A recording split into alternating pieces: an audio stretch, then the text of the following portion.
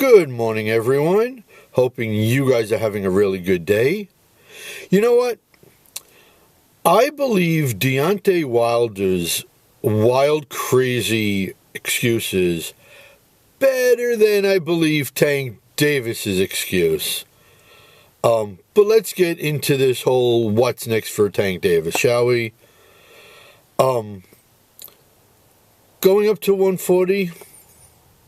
I just don't see it. I think those guys are just too much better than him. Maybe he takes out Richardson Hitchens. Does he suck back down to 130? No. I mean, I don't really think weight's an issue with him. I mean, in his career, he's only missed weight, once? Maybe twice early in his career. I just don't see him going to 130. Although I could see Lamont Roach saying, hey, I came up to fight you the first time. Now this time you come down to me to fight. I think he would be able to grab a win against somebody like a Raymond Ford. I would love a firefight between him and Emmanuel Navarrete. Oh, God, that would be fun. But honestly, I think 135 is where it is. That's his career. That's where he's going to, be wrapping up. I do think what happened this past weekend is going to extend his career just slightly. I mean, he said so as much at the post-fight press conference. So maybe 4 or 5 fights left. And I don't think one of those fights is going to be Shakur. I think he's been placating Shakur. I think he's been playing him as well. I just don't think Shakur gets in the ring with him because Tank doesn't want it. Now look, Tank can smash through Shakur. Now look, in all honesty, I was a huge Shakur Stevenson fan from day one at Top Rank with him. I've sort of lost the passion I've had for him. And I'm not at all a Tank Davis fan. But I think Tank rolls right through Shakur. And remember something. Yeah, from distance, Shakur might be able to hang with him. But the second he goes inside, he's going to get cracked. Number one. Number two, Shakur Stevenson has brittle hands. He's coming off of a hand surgery. It appeared that he re-injured his hand last weekend in the Padley fight. So if his hands are going to be brittle, there's no way he's going to be able to clock Tank Davis and not re-break his hand. So I don't see it being in the wellness of Shakur to fight Tank Davis. But let's get into it a little bit more. First, though, I need you guys to please like this video. I want you guys to drop a comment, drop a question. Let me know what you think Tank Davis's next plans are going to be. And most importantly, please subscribe to the channel. Remember, 200 subs, we do a giveaway. And recently, there's been a lot of people subscribing. Get your friends to subscribe to the channel. I want to do this subscription raffle giveaway really soon. So please share the video out. Get your friends to subscribe. Okay, so moving along about Tank Davis. The best young prospects come from Top Rank. I don't see Abdullah Mason fighting Tank. I'd say he's 3 fights away, maybe, from being at that level where he can at least hang with Tank. Keyshawn Davis is a little bit more interesting of a situation. I think Bob Arum wants to protect Keyshawn as long as possible. I really do. I think if Keyshawn wants to fight, and he's been talking like he does, I think Bob Arum tries to talk him out of it, at least right now. I think it would be a really good time for Lomachenko to fight Tank, and yeah, Tank can flatline Loma and put this partial maybe retirement into full effect, and you hate to see Lomachenko possibly go out like that, but I think it's hard to say if Tank just had an off night Saturday or if there's something between the ears that's really messing with him. But if there's somebody that can exploit something between the ears missing, it would be Vasily Lomachenko. So I would like to see that fight, more so now than before. Because there does seem to be a little crack in the armor of Tank. I think William Zepeda and Tank would be a really fun fight. I mean, look, Zepeda is really sound defensively. He's technical. He can fight on the inside. He has a solid chin as well. He has a really good jab also.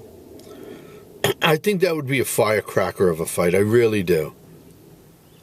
And it's a name that can almost match Tank on the marquee. Okay. And then obviously there's the Roach rematch. But are any of those going to be what Tank does next? Nope. And he sort of gave away some simple hints on what's going to happen next.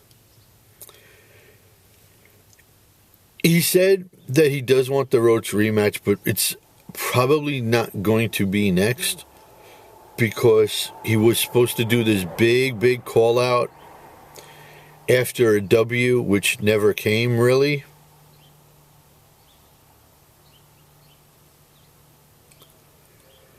He said the fighter was in locker rooms.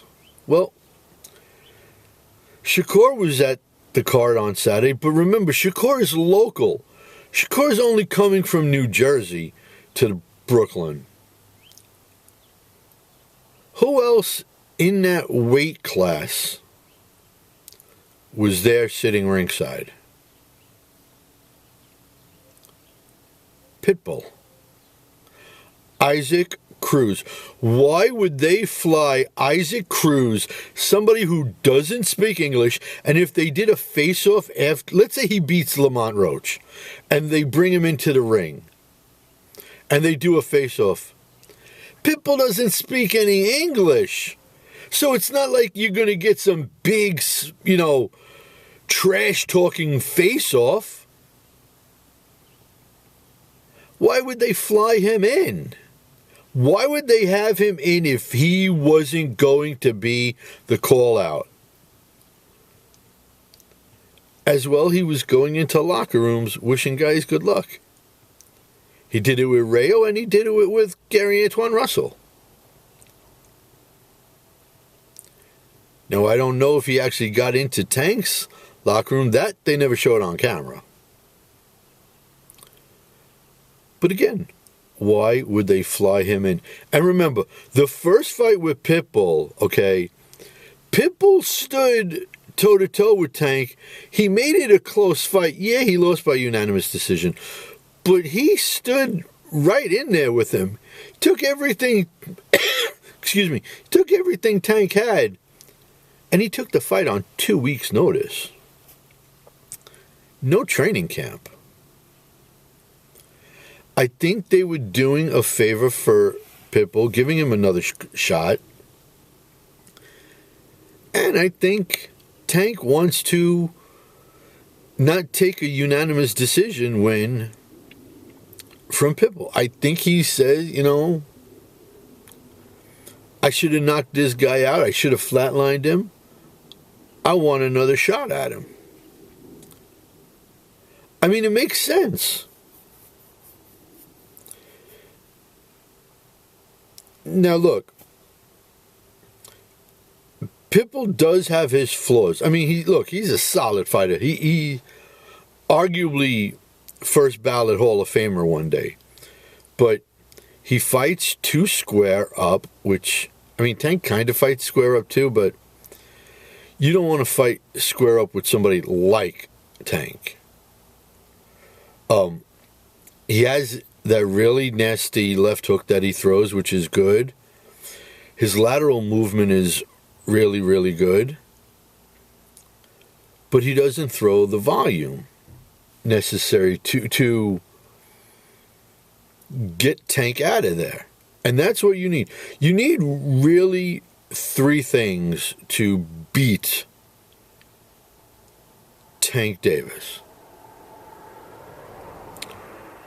Number 1, you need a chin that is made out of solid granite. Does Pitbull have that? I don't know. I'd say it's really solid. I don't know if it's made of granite. But you need that chin.